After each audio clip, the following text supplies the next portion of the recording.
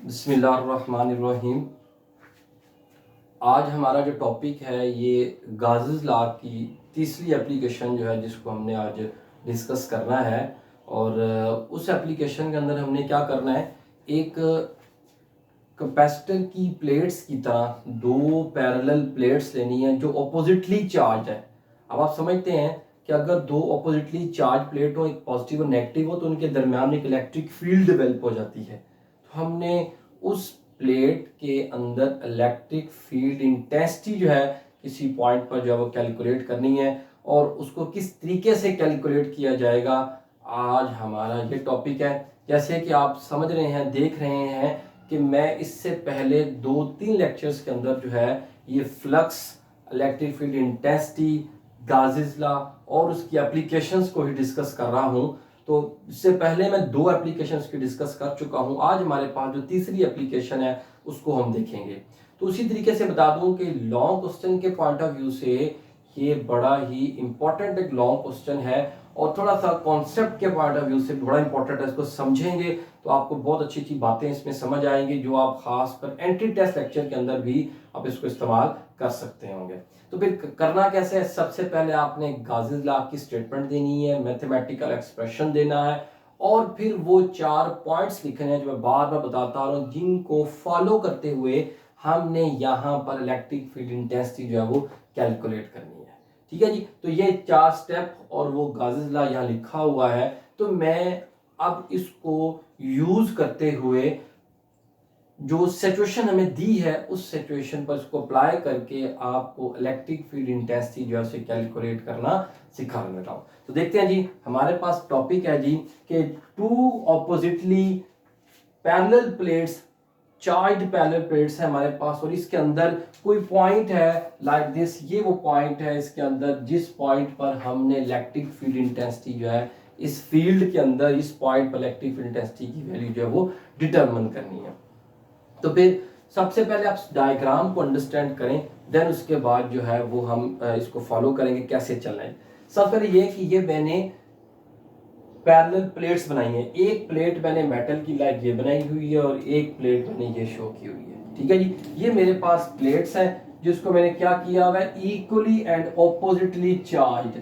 ये मेरे पास equally oppositely charge है। ठीक है, ये नेगेटिव चार्ज प्लेट है, ये पॉजिटिव चार्ज प्लेट है।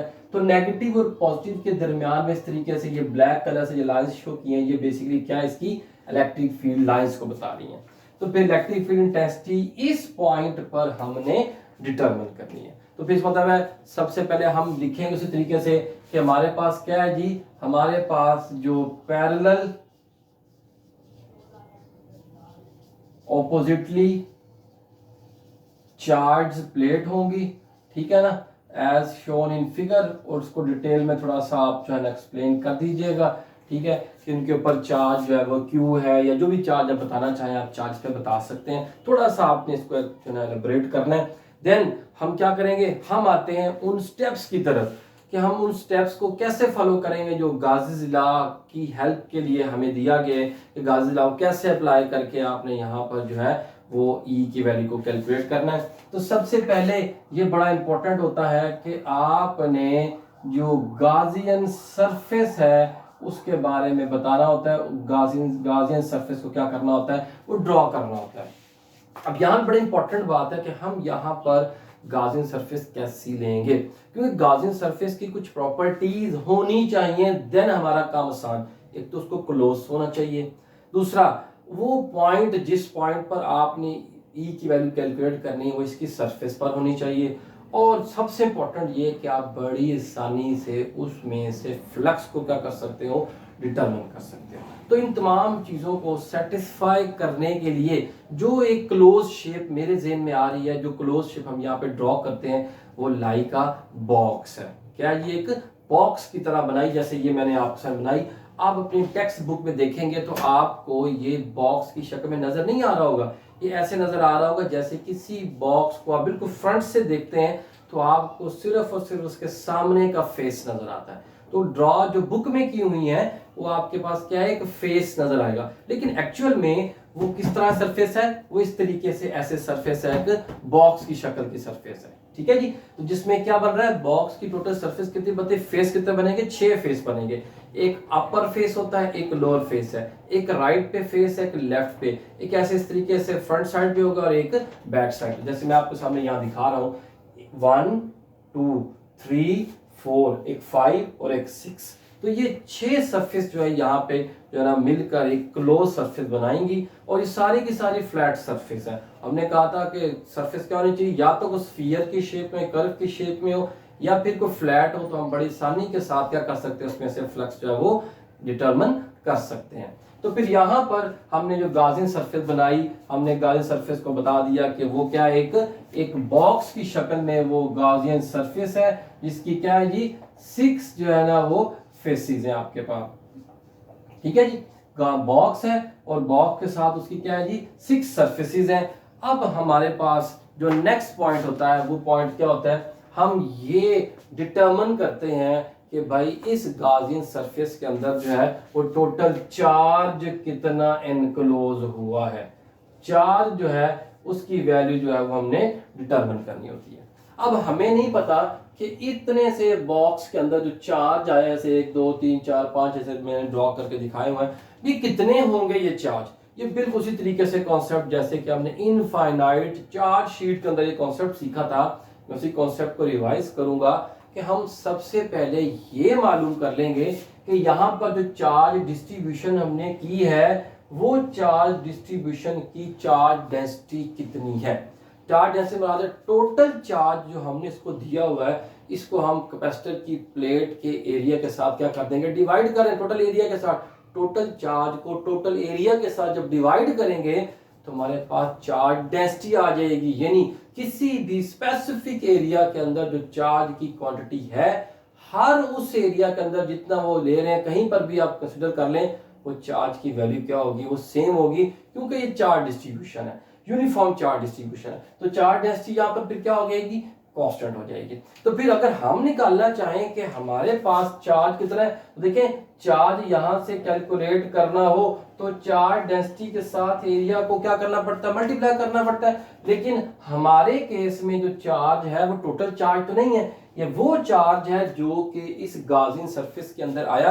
तो इस डेफिनेशन के मुताबिक चार्ज डेंसिटी के साथ अब आप उस एरिया को मल्टीप्लाई कर दें जो एरिया आपके पास उस बॉक्स का एरिया है। जैसे कि इतना सा जो एरिया, ये अपर जो सरफेस आ रही है वो, ये वाला जो एरिया आ रहा है नीचे वाला, ये वाला एरिया बेसिकली है जिसके अंदर हमारे पास क्या आ रहा है, वो चार्ज एनक्लोज है। उस एरिया को सपोज मैं A1 के नाम से रिप्रेजेंट कर लेता हूं।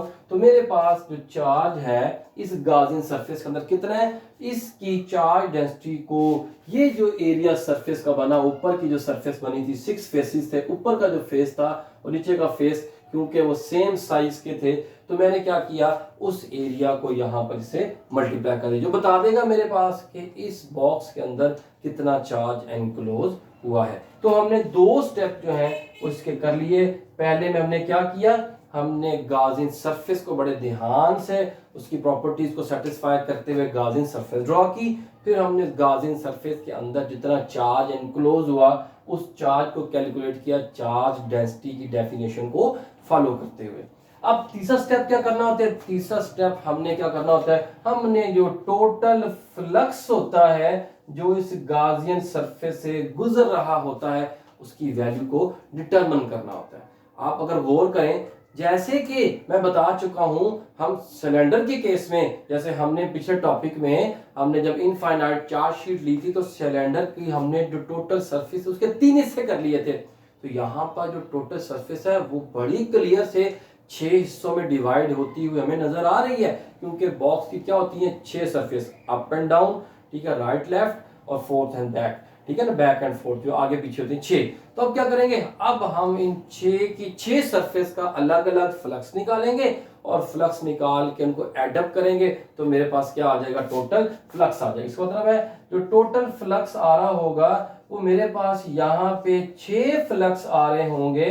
तो मैं इन 6 के 6 फ्लक्स जो है इनकी वैल्यू यहां पर डिटरमिन करके और क्या करता हूं, उसके आंसर को कैलकुलेट करता हूं। देखें हम ऐसे करते हैं, यहां से स्टार्ट करते हैं किसी सरफेस से, ये जो बिल्कुल बॉटम में सरफेस है, हम सब पहले इसकी बात करते हैं, इसको मैं लिख देता हूं 1।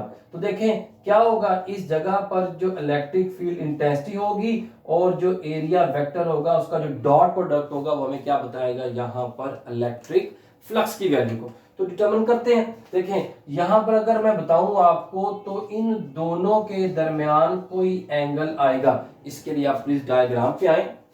देखिए इलेक्ट्रिक फील्ड इंटेंसिटी की डायरेक्शन इस जगह पर कहां पर है जी, डाउनवर्ड है, जिसका नाम E1 है। और ये जो पूरा एरिया है इसका जो एरिया वेक्टर होगा वो भी क्या हो जाएगा, वो डाउनवर्ड हो जाएगा। तो मैं इन दोनों पे जब गौर करता हूं तो दोनों क्या है आपके पास पैरेलल है, तो पैरेलल के लिए फिर एंगल की वैल्यू क्या आ जाएगी, वो 0 आ जाएगी। तो cos 0 की वैल्यू क्या हो जाएगी, 1। तो ये आपके पास पहली जो सरफेस है उसका जो फ्लक्स है वो मेरे पास आ गया E1A1। ठीक है जी।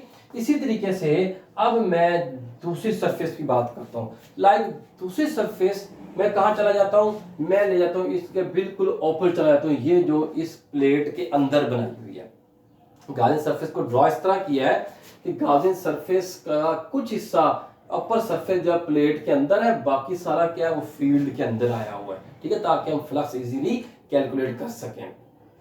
अच्छा अब यहां जब चला गया तो हमने पढ़ा हुआ है मेटल को जब चार्ज किया जाता है तो उसके अपने अंदर कोई चार्ज नहीं है, चार्ज उसकी सरफेस के ऊपर आ जाता है। इसका मतलब है यहां पर इसके अंदर इलेक्ट्रिक फील्ड इंटेंसिटी की वैल्यू क्या है, वो 0 है। तो फिर मैं क्या लिखाऊंगा यहां पर E2 डॉट A2।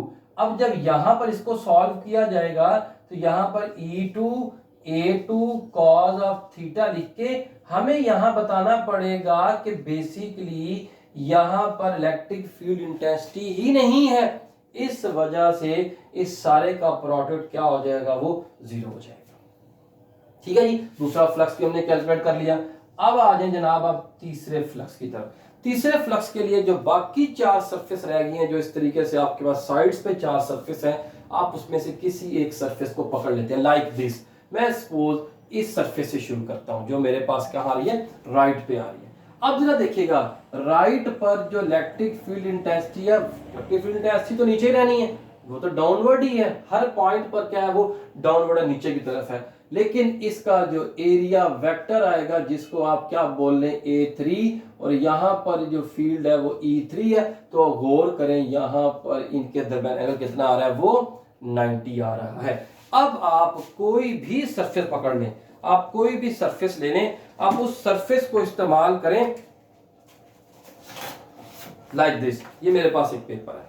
अब मैंने पहले क्या किया, इसको इस तरीके से लिया, ये बॉक्स की ये सरफेस थी, तो इलेक्ट्रिक फील्ड इंटेंसिटी और एरिया वेक्टर आपस में क्या है, वो 90। जब आप इसके पीछे वाले सरफेस को लेंगे तो फिर भी क्या हो जाएगा, electric field intensity parallel to this surface और इसका एरिया वेक्टर आउटवर्ड 90। जब यहां आएंगे तो 90, जब यहां आएंगे तो 90।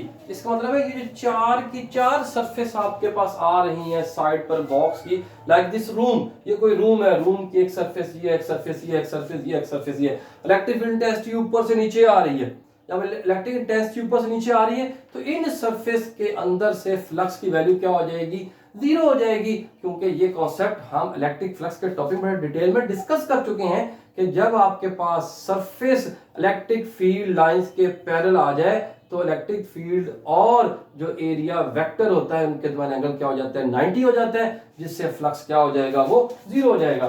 तो फिर मैं E3 और A3 को ऐसे लिख देता हूं कि ये बन जाएगा E3, ये A3, ये cos ऑफ 90, तो फ्लक्स क्या हो जाएगा, 0। इसी तरीके से सिमिलरली करके आप बाकी सारे फ्लक्स जो कि 4, 5 और 6 बनते हैं, तमाम की वैल्यू क्या हो जाएगी, वो 0 हो जाएगी। तो फिर इसका मतलब है जब मैंने 6 के 6 फ्लक्स को कैलकुलेट कर लिया तो टोटल फ्लक्स की वैल्यू फिर मैं क्या पुट करूंगा, मैं इस इक्वेशन के अंदर टोटल फ्लक्स की वैल्यू कैलकुलेट करता हूं। तो फिर इसकी वैल्यू मैंने क्या निकाली थी, ये आ गई थी जनाब E1A1, और जो इसकी वैल्यू आई थी जो इस सरफेस की थी, अपर सरफेस की, ये 0 फिर 0, फिर 0, फिर 0, फिर चारों 1 2 3 4 5 सरफेस का फ्लक्स 0 और एक सरफेस का फ्लक्स आया जो ये सरफेस फील्ड के अंदर आ रही थी। यानी जिस जगह पर हम असल में कैलकुलेट करना चाह रहे थे वो जो फेस है उसमें से तो फ्लक्स आ रहा है, बाकी तमाम का फ्लक्स क्या हो गया, वो 0 हो गया। तो आपके पास अब इलेक्ट्रिक फील्ड इंटेंसिटी वैल्यू क्या हो जाएगी, E1 A1। तो इसके सबस्क्रिप्ट हम थोड़ी देर के रिमूव कर देते हैं सिंपली सिंपलीफाई करने के लिए। तो ये के पास इक्वेशन नंबर 1 आ गई, जो हमने थर्ड स्टेप को सॉल्व करने के लिए इस्तेमाल की कि टोटल फ्लक्स जो है हमारे पास वो कितना आएगा। तो फिर लास्ट पे जो फोर्थ स्टेप होता है वो क्या होता है, वो हमने जो गाजिस लॉ होता है इसको अप्लाई करना होता है। तो गाजिस लॉ की डेफिनेशन के मुताबिक जो फ्लक्स है वो किसके बराबर होगा, जितना चार्ज इसने एनक्लोज किया होता है दैट इज डिवाइडेड बाय क्या हो जाएगा, एप्सिलॉन नॉट। और इसकी चार्ज की वैल्यू हमने क्या पुट की हुई है, E1। तो अगर इसको A1 कहा था तो आप इसको A1 रहने दें, कोई मसला नहीं है, ठीक है जी। तो फिर ये दो इक्वेशन आपस में क्या करेंगे, वो कंपेयर करेंगे और यहां से हम क्या करेंगे, कंपेयरिंग। तो क्या आ जाएगा आपस A1 is equal to sigma A1 over epsilon naught. तो फिर यहां पर आप A1 के साथ क्या कर देंगे, क्रॉस आउट कर देंगे। तो फिर इलेक्ट्रिक फील्ड इंटेंसिटी की जो मैग्नीट्यूड है वो आपके पास ये आ जाएगी, जिसको आप अगली बारी Q की फॉर्म में भी कन्वर्ट जो है वो कर सकते हैं। तो फिर किसको क्या लिख सकते हैं, Q सिग्मा की वैल्यू क्या है, Q over A1 epsilon not, ये भी इसकी वैल्यू आ सकती है। और जब आप इसको वेक्टर फॉर्म में लिखना चाहेंगे तो फिर वेक्टर फॉर्म में जस्ट आपने एक क्या कर लेना है, यूनिट वेक्टर इसके साथ क्या कर लेना, वो लिख लेना है। तो फिर इस तरह ये वाले जो क्वेश्चन है, इस तरह बुक में तो ये जो चीजें सिंपल फॉलो करते आ रहे हैं, लेकिन अगर ये क्वेश्चन आ रही है तो इसी क्वेश्चन को हम एंटी टेस्ट लेवल पे इस्तेमाल कर सकते हैं। पता भी लग रहा है कि जो E की वैल्यू है वो चार्ज के क्या आ रही है, डायरेक्टली प्रोपोर्शन। यानी अगर हम इस प्लेट्स के ऊपर चार्ज की वैल्यू को इंक्रीज कर देते हैं, यानी ज्यादा चार्जिंग हो जाती है, ज्यादा इसके ऊपर चार्ज डिपॉजिट हो जाता है, तो फिर इसके अंदर जो इलेक्ट्रिक फील्ड इंटेंसिटी की स्ट्रेंथ है वो क्या हो जाएगा, वो बढ़ जाएगी। और अब आप एंड पर जो है जब आप इन टॉपिक्स को देखेंगे तो कंपेयर करें आपस में, इक्वेशंस में क्या चीज कॉमन आ रही है, किस तरह के एक्सप्रेशंस आ रहे हैं, आपस में क्या रिलेशन आ रहा है। तो इससे जो है वो एंटी टेस्ट के क्वेश्चन जो है वो ऑटोमेटिकली जो है वो डेवलप होना शुरू हो जाएंगे। तो किसी किस्म का कोई क्वेश्चन FSC लेवल पर एंटी टेस्ट के बाद में करेंगे, लेकिन फिर भी अगर आपके जहन में क्वेश्चन आ रहा हो तो आप इस क्वेश्चन को जो है वो कमेंट सेक्शन में पुट करें या फिर मेरे व्हाट्सएप नंबर पर आप मुझे व्हाट्सएप कर सकते हैं। Thank you very much.